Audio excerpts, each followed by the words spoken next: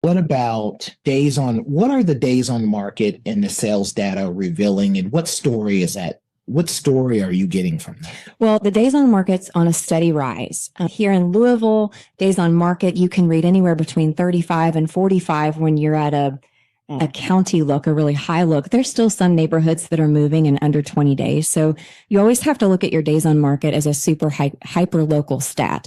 But here's the story that it's telling. The days on market are rising, which goes back to your question, Hampton, about some caution in the market. We're sensing less urgency.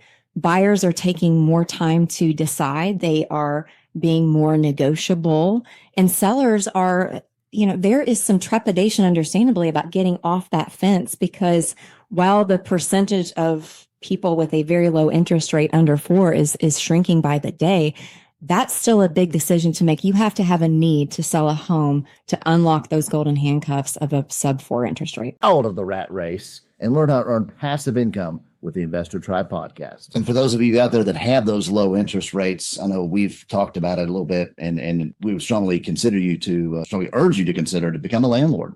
If you've got a very, very low interest rate and you can afford to keep that property and buy something new,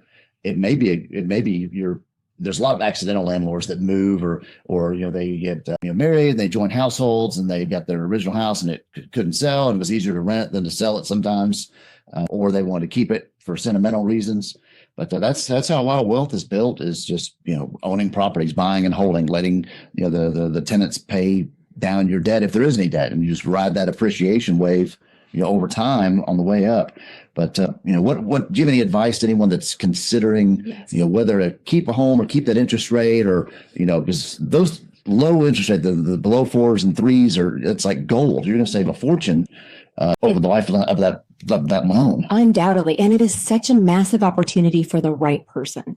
And so the question becomes, who's the right candidate to hold on to their existing property, maximize the value of that low interest rate, and then purchase what they want or need on the other side? And please keep in mind, I'm going to take a very broad stroke. Everybody has a case-to-case basis, and you need someone who really has the skill set to understand the numbers and the cost and the future casting of that to make the best decision for you. But consider it this way. You have home A that you own right now. And if you're like most Americans, you have 50% or more equity in that home. We had an unprecedented equity build over the past 4 years or so in COVID, which, if you play it to your favor, could be massive in your wealth building opportunity. So you have an equity position that's favorable in the property that you own with a low interest rate. You bring in a tenant that is well vetted, who will take care of your home, who will pay on time. They're paying down your mortgage, and you're going to have a potential cash flow that then you can apply to the next property that will help offset that new monthly payment should you take on another mortgage.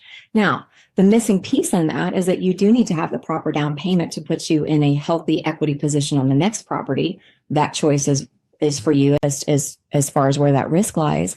But when the numbers work in your favor, you could look up 5 and 10 years from now and have home A paid off, home B paid into, and you had someone else helping you do it. It's a beautiful thing. I love investment properties. So it's really interesting that you share that, because I have 1 point and 1 question. Mm-hmm. What percentage of homes have that 50% equity? Right now, it's about half of America or more, and it's changing by the day. So half of the homes in America have over 50% equity in their homes. I often tell people that their first home is their first investment property. Yes. So it's very wise how you allocate that capital, what type of store of value you want your home to be. Mm-hmm. Are you going to use it to go into a better situation? Are you going to use that home to generate income for you? Right.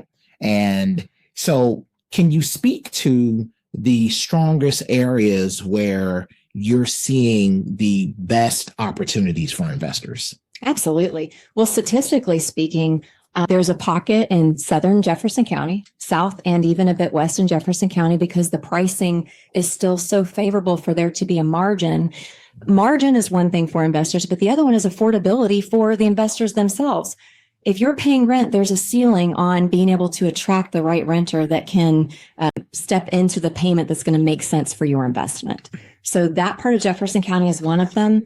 But there is a massive opportunity right now in southern Indiana and some of our outlying counties. We're seeing southern Indiana. There is a construction boom. If you've driven over there, there's lots of builders building homes in those, quote, lower price points. They're not building your custom, huge designer homes. They're building what they can build to get someone in at the lowest price from affordability standpoint.